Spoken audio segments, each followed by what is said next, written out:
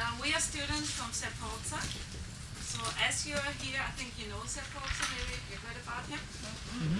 All of you? Yeah. Okay.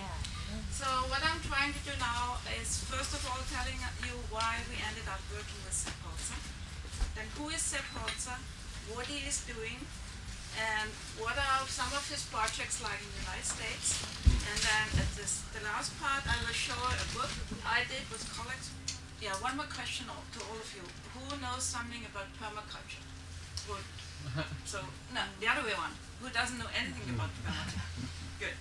Who did Molly's designer class? Most of you? I'm asking that therefore because we never did that. Yeah. Johnny and me. And most of the people coming to Sepp Holzer's place didn't do it. So it's we are coming out from another. Would you like to come in? There's some place. So we are getting into that stuff from a from a different side. Johnny and me, we did an education, 1-year education of 2010. That is offered at the place from Sepp Holzer, and you can sign in and they decide who they are taking because they have so many people. They only take about 30 people per year to do this education. Beside that, you can do some weekends there, some days, daily workshops, some 4 days workshops, and you can take some education groups in Russia. And before he also did some education groups in Portugal. So when you're there, you'll be there each month 4 days. And then you go with him or his son to watch projects, what they are doing. So we went to Spain and went to these projects there. And then when you're done, you leave the place and do whatever you want. But he also offers his students to be his assistant traveling around the world. So I got the chance, I went with him to Russia 3 weeks, and I went to Portugal. And we went to several places in Austria. And then this year we came to Montana for 3 weeks. So in this case we decided that maybe we students from Sepp Holzer should come back more often to the United States, because for him it's such a long trip and he's 70, and so he really wants to come maybe once a year. That's already very difficult for him because he's all over the world during the whole year. So we decided to come back to the United States more often and telling you people what Sepp Holzer is doing.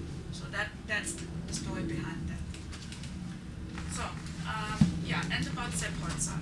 Sepp Holzer, you know him because they tell you that his stuff, what he is doing, is called Holzer's permaculture.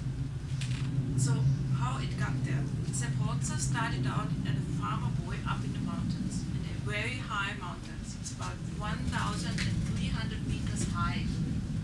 I don't know what it's about feet, but it's like up in the 4,500. Quite high. It's called Siberia from Austria. It's the coldest place they have in whole Austria. So when he started his farm over there, when he was a boy, his father had a farm and they were really poor people. They had a few cows and a few pigs, and they had all the stones and the rocks around, and they had no trees, and it was really tough for them to survive.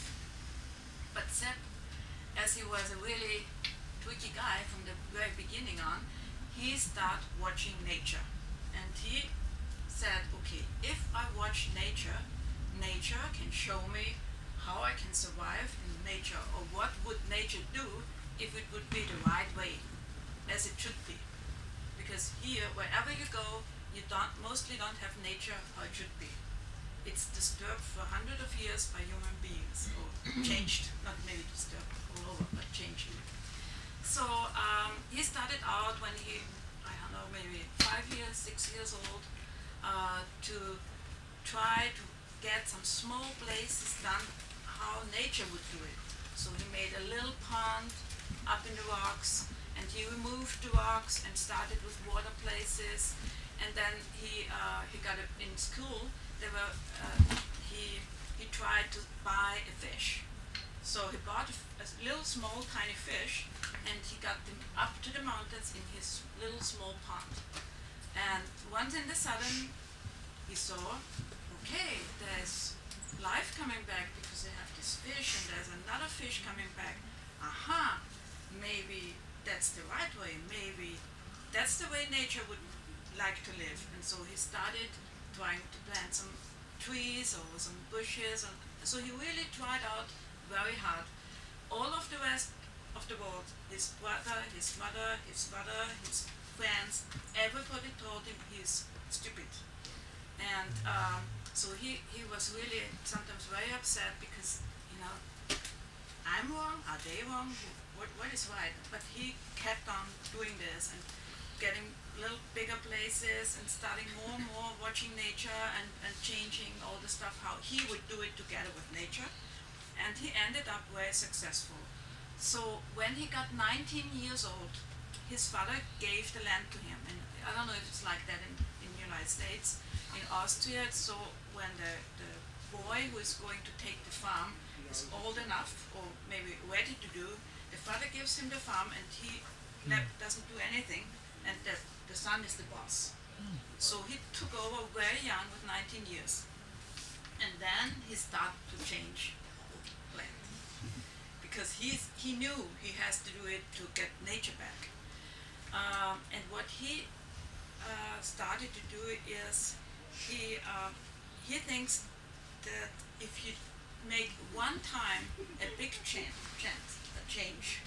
one time try to get it back in the old way how it was, then you will be on the way to improve your whole land. Just one big step, because there were hundreds of years changing our land on the wrong way, so it needs one big push to get it maybe back again. So he did that, and he got really bad problems with the government. Because in Austria, we have rules how you have to plant your trees, we have rules how you, I think it's all over the same, but maybe it's more stricter in Austria, because we are in the woods, we are only allowed to plant birches, no, spruce. Thank you. Spruce is not a tree which should be in the mountains because it's flat-rooted, and they plant it one side the other, so there's no space for them to develop. They have no space to get a really good hold. And now, when we are back at home, we're having big storms and big rainings, and now all these trees are coming down. They fall down like that, and they're gone. And they're disturbing villages and all over. So he said, I'm taking them away. It's not the right place to have them. And he took them all away, but he said, okay, you trees, you're going to help me to get a new kind of landscaping. He always one of his main sentences is, don't overuse nature, use it. It's for you. If you take it for you and give it back again, then you will have the best results. So he cut down all these trees and he built out terraces and small water areas, more and more. So he got these big problems, and they got the governor and the mayor and the state governor and the European governor, all were suing him. Going after them. Yeah. Was this when he was 20? Oh, it started out when he was 20. So right when he started changing things, they started attacking. Yes, okay. Yes, right from the beginning on, because he did, in the first step, he did everything wrong, as he should. You know, he had all these rules. You have to put the cow there and the tree there and plant there.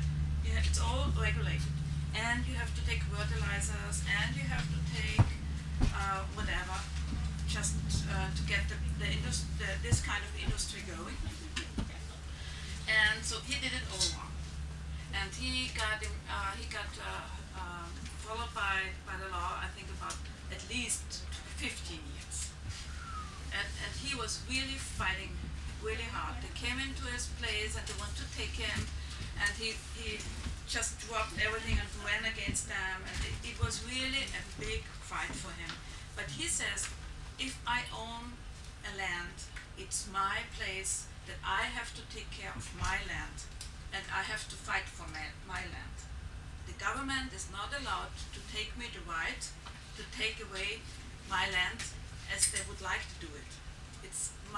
I am the one, I want to watch nature, I want to work with nature, and I want to be with, and then nature will give me back what I should, what I give to them. So that was his rule, and that made him so strong against all this government stuff going on. So I think it went up to the European government, the very highest, but he won all. And I think it's about 15 years now that he really can show people what he's doing. So, and then he started traveling around the whole world. He's nearly every month in Russia. I will tell you the story about that, why he's there. He's now, right now he's in Moldavia. He was this year in Kazakhstan. He was in the United States. There's a big project going on in Greenland. Big projects in Spain and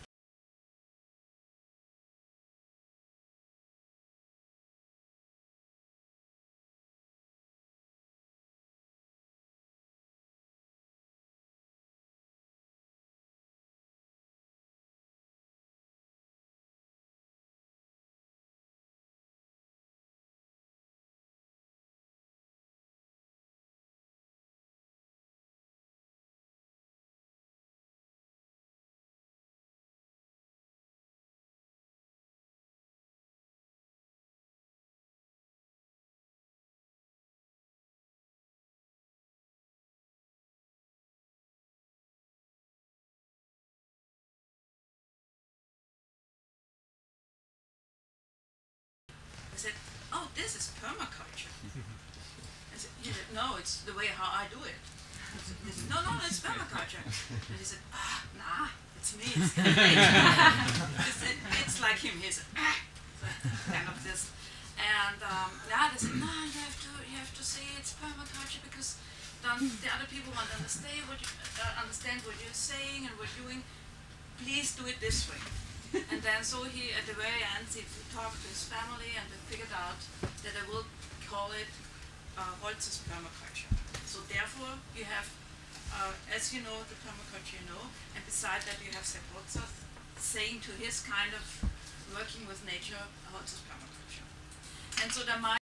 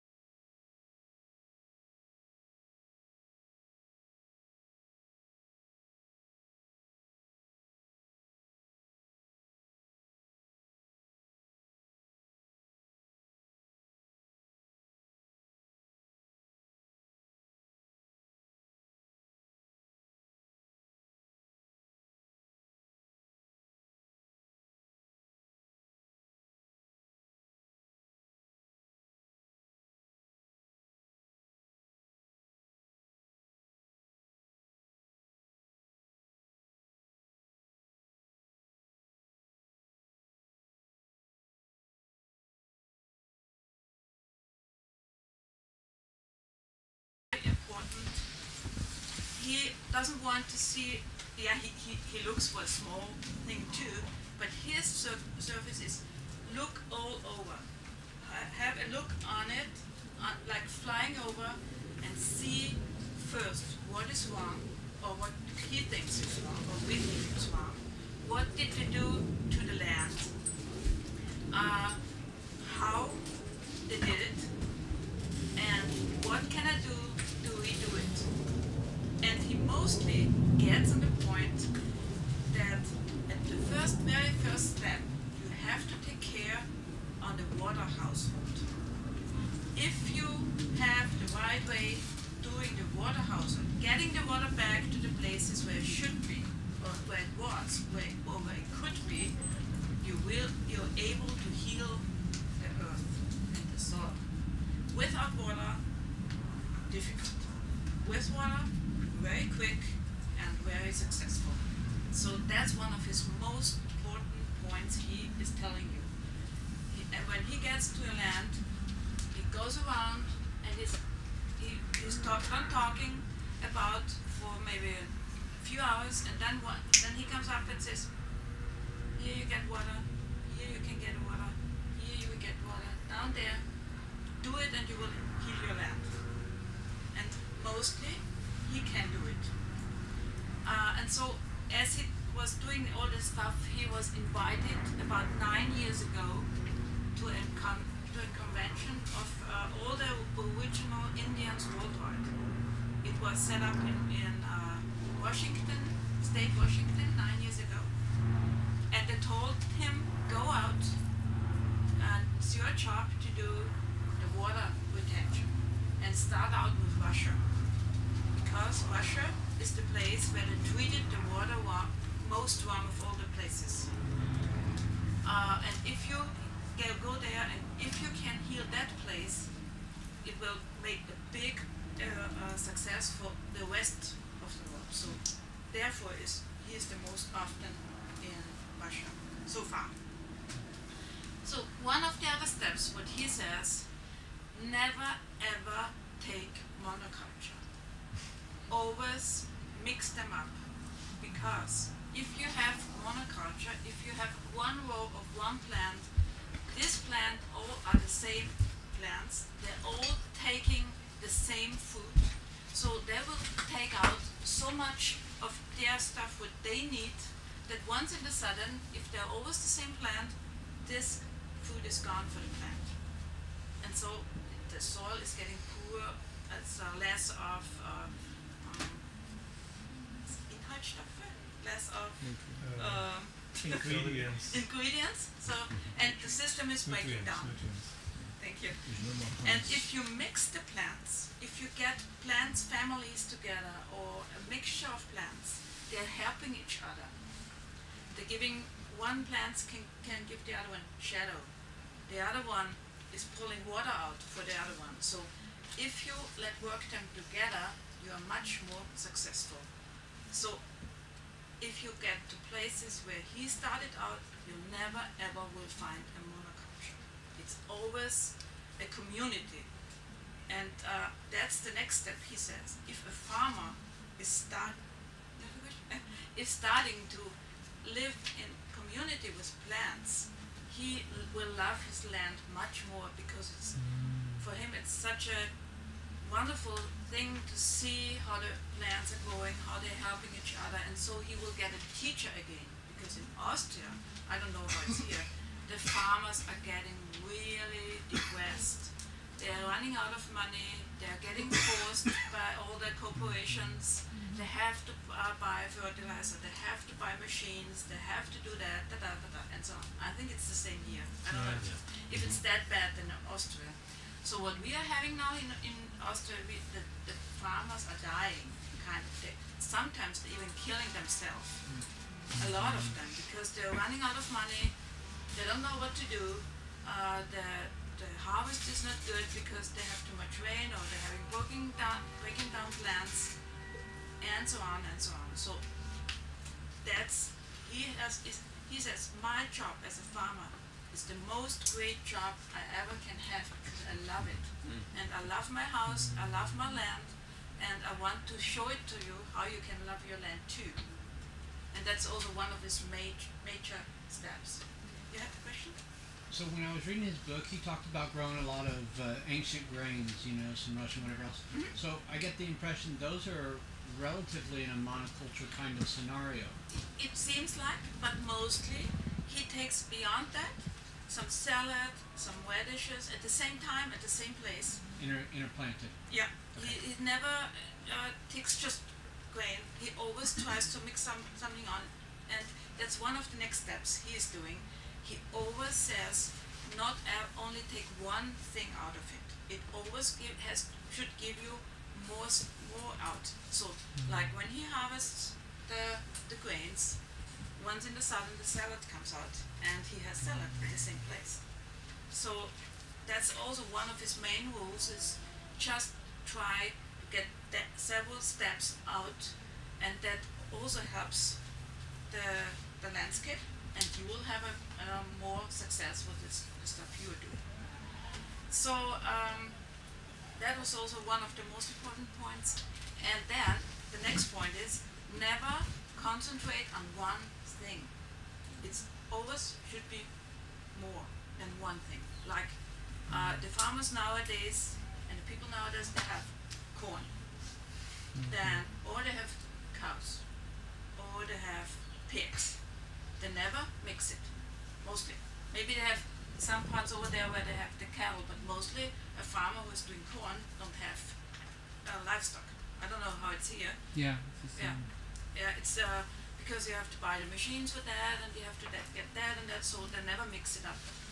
And he says you always have to watch your things, what is going on your land, and try to find a way how you can get maybe some other things out of that. Like if you start a water retention place, you can have fish there, you can have gray fish there, you can raise plants, you can sell them. You can have more water into the land beside, so you can plant vegetables, and with the vegetables you can prepare some special food and you can sell it then, or you can give it to some other and some other gives it back to you, so you can make an exchange. So it's always the multi-culti stuff he has on his land, and he tries to show you. Not ever take only one, because maybe it's a good business in the very, very first step, and a good thing to do to have maybe white rice. Wow, it's good to have white rice. But once in a sudden there comes a situation where everybody has white rice, and you maybe only have the white rice to eat for yourself, but you have nothing else to eat. So in case if you have more different things going on, you're always on the safe side, and you always will have a good time with it. So this is also one of his rules. And when he starts coming to a place, he always wants to fly over, so that he can have a look on the land and see what was happened, what did happen. When we flew over we're coming from Minneapolis, we watched your landscape, and we saw the fires going on, and we saw the fields like that. Yeah, it's like human beings are doing it. So you have to get an idea what that is wrong. So we saw that there must be something wrong because there's fire going on. Okay, it didn't rain, but if you might have done some water retention before, you might have water now. So, and if you don't look at the landscape, you might not be so successful in planting because you're working against the landscape. Like when we came in yesterday, we saw all these hills over there, and you can see where the cows are going.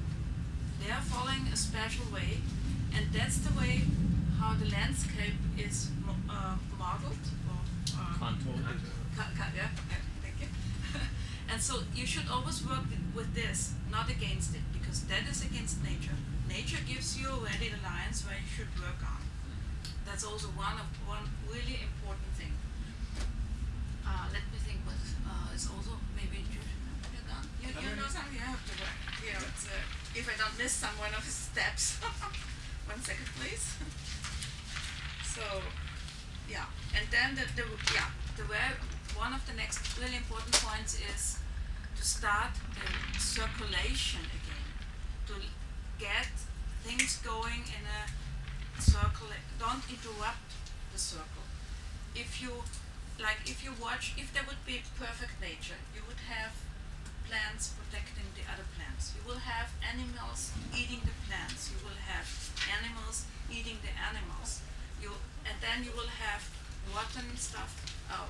Woods are going down, they rot, and they're going back to nature and give back all the stuff what soil will need, and so you get getting back in a circle.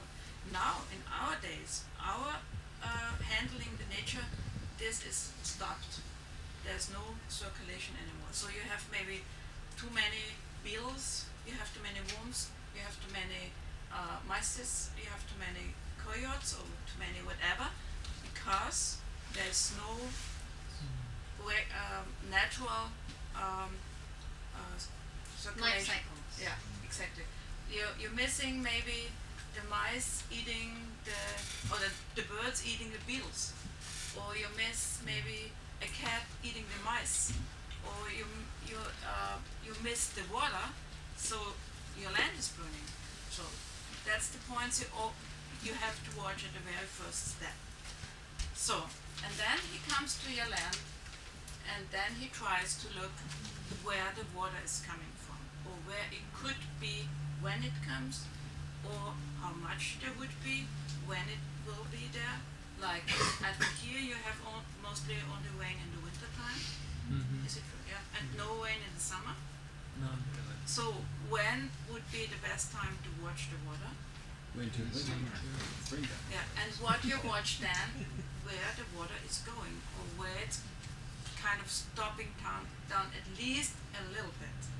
So this is the time where you have to watch your land, what water will do, if there would be place to stay. Because you get the water, but what you're doing now, you let it go. If you keep it on your land, it can help you, but if you let it go, it won't help you. So you will always have a dry land in the summer. But I want to ask you something. In California, what are you allowed to keep rainwater? Are you allowed to keep water on your land? Is it?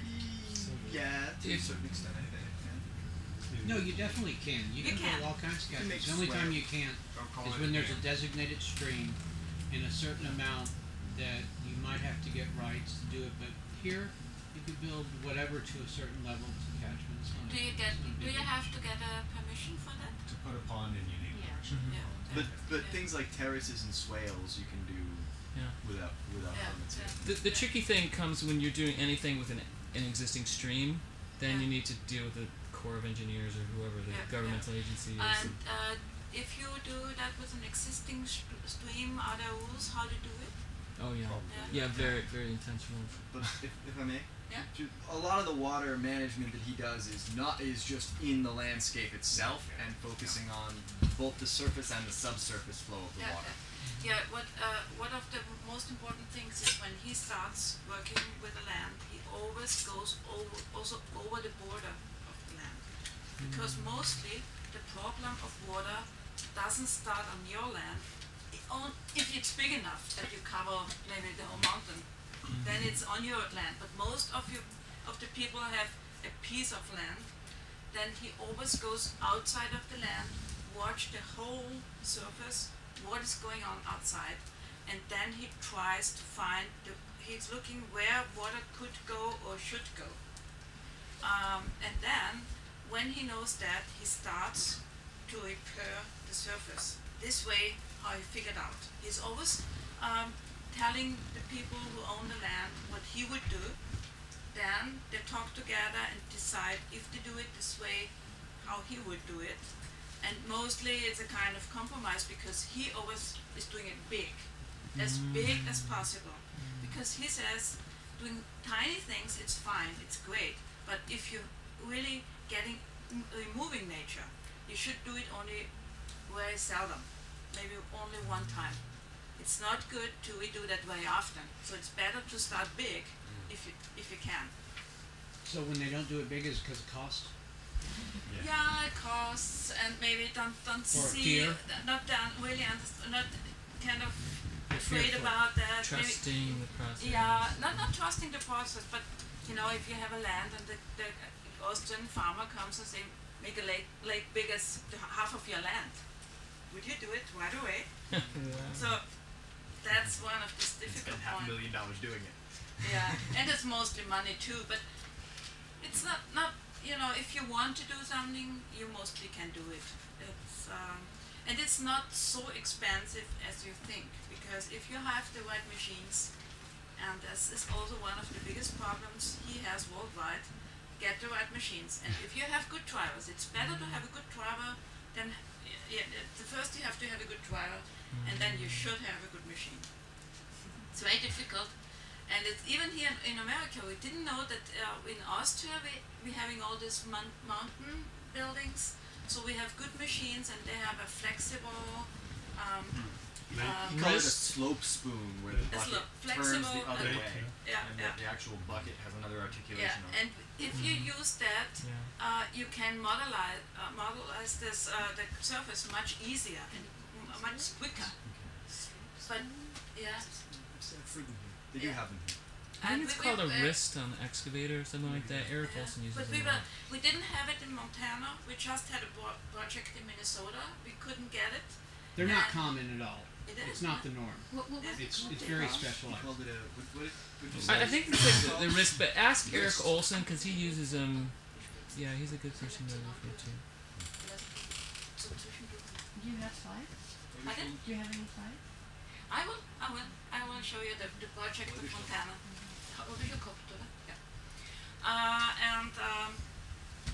And if you have the right machines and the right drivers, then it might not be that expensive. It's money, but it will come back really quick.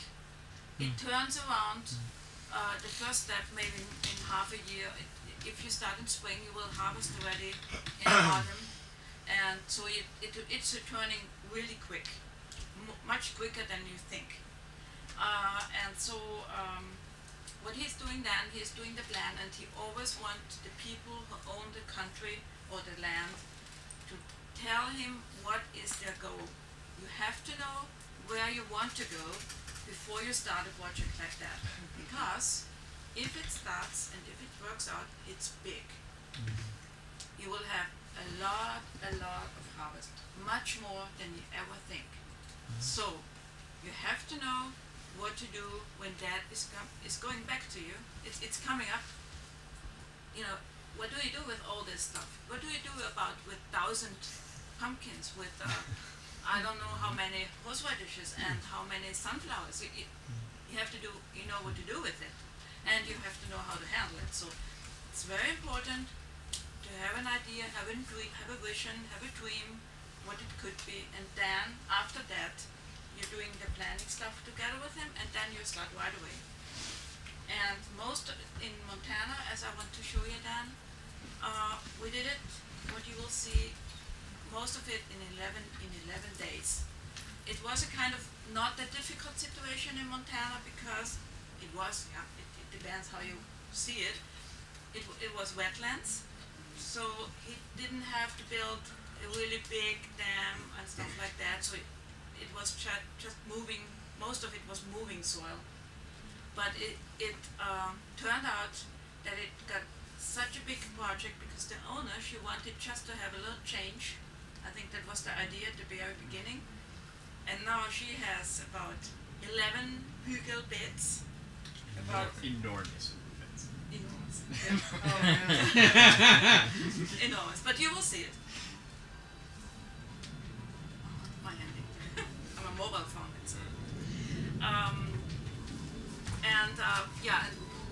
Coming back to that, what we did there, Sepp has different elements what he is using for modelizing landscape. He wants to have, when he is doing that, he wants to have space where you can plant. He wants to have water when he's doing that, and he wants to have kind of protection. It could be against wind, it could be against cold weather. So he thought about how I can take that, what shall I do to get that. So he has 3 or 4 elements he's using. The first one is the hügelbett. I think you translated it in hügelbett. Raised bed. Raised bed. Yeah, it's not. Yeah, Not we the right tried. thing, but Yeah. Hill cultivation. Yeah. Not Yeah. cultivated. It's hügelbett. You have to be careful with the raised bed term because a lot of Yeah. people just have sort of a This- generic yeah. It doesn't- planter, which is that's the image that most people think As of when they think of figured raised out, bed. Yeah, in Montana we figured out it's just hügelbett. It's Sepp Holzer's hügelbett. Yeah. It's different. Yeah, And- it's different. And if I may, Yeah. just you look on the internet and you look at people. A lot of people call it hugel culture, Yeah. and what most people are doing calling hugel culture is like what Sepp did in his early videos. They're much smaller. As his career's gone on, his hugel beds they're 10 feet tall now. They're enormous. Yeah, they're getting taller and taller. Yeah. But in this step, it's moving over to berm, Yeah, the high bed. the habit. So the next element he is taking sometimes is a greater garden, and that a greater garden is it's in between Hügelbeet and a lake maybe, because you have maybe a place where you don't have water coming down and where it's maybe very cold, like in Siberia. So what do you do with the greater garden? You go into the land and dig it out, and it's like a snail getting in terraces out, and the soil you're getting out of, you're making Hügelbeets around. So you have the effect that you have place to plant in different climate zones, because as deeper as you go, it's warmer it's getting. You have a space where you can store water, where water can stay if it rains. If it's gone, it's still a warm, wet climate down there. And you have the protection against the wind. So you have some steps helping you, and it makes a lot of sense. So you can have a greater garden in a small garden. You can have a greater garden. We did one in Detroit, I show it then to you, in a high school. In a high school farming garden. I just want to clarify. I think everyone just heard she's using the word crater, like a pit. Oh, Crater, not greater. Crater. Yes, thank you. I was That's trying to like- I heard everybody. Crater. It's that way. Like a volcano. That's Yeah, Down. It- And then he uses all that dirt that he gets out of going down to go up on the outside, and that's the high bed. So he goes down to make the crater garden with terraces Yeah. coming up, and then goes up making this enormous 4.5 meter high bed with terraces going up it. So are those always filled with wood pieces? No. No, there we are back again. Only So these are This- not hugelkultur beds, No. they are. No, it's Sepp's opinion is that you take what you have. You don't go for extra material. So, if you have soil, it's only out of soil. If you have no soil, you take some wood pieces, some branches, some stuff, whatever, some water stuff, and then you put on some soil. Okay? And you also can take, he did it in the slums in South America. You can also take cloth, if it's natural. You can take paper. You can take cartoons, whatever. Carpet, yeah. You can take compost. So whatever you have, take. Don't go for it. Just take what you have there, and that helps you to do it, and very cheap, because you only take what you have. So it's not. That's mostly not a rule. It's mostly watching what there is going on and use what you have. So it's not. He doesn't have a rule book. He doesn't like rules. He always says, go out, think, watch, and then decide what to do. Yeah. I just wanted to clarify, because he was asked this. I was at the workshop in Montana. Yeah. He was asked very specifically about putting wood in the high beds, and I got the impression that the reason he doesn't put wood in the high beds is simply for structural reasons, because eventually that wood's going to rot away, and you're making a permanent landscape feature. Hugel beds are relatively temporary on the scale of decades, but these high beds, you know, they've got terraces you could drive on, and you can literally drive on the top of them. They're so big, with like a road on top. So I think basically for structural reasons, he doesn't put wood in the high beds. No, it's like he started out on his place with woods because he had no soil there. So, but he had wood, so he started it out. And if you start out with woods, it will end up that it will rot and it will go down. So, if you want to have a really strong construction, not getting down that easily, you better don't take too much woods, or you rebuild it again. That's the point too. Yeah? So how big are these craters? There's no. Maybe we see. Yeah, later? we'll see some of it. Yeah. It's. I don't know. It could be. Meistens gibt es die Kultur, da ist die Yeah. Topografie schon Your gut. terrain. Mostly the landscape will show you how big you can make it. It's very, very important just to look at the place where you want to start it. Mostly nature shows you the place where it should be. Like if you have a hill like that, you won't do it.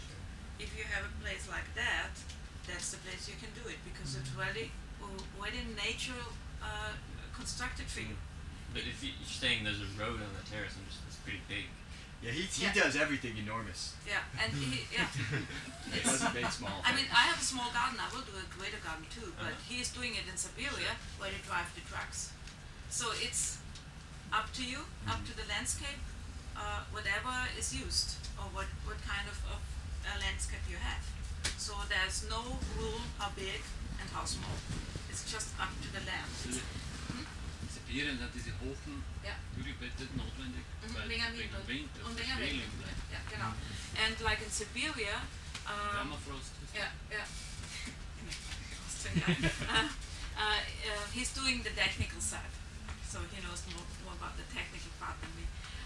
In Siberia, he's doing these big greater gardens because of the wind.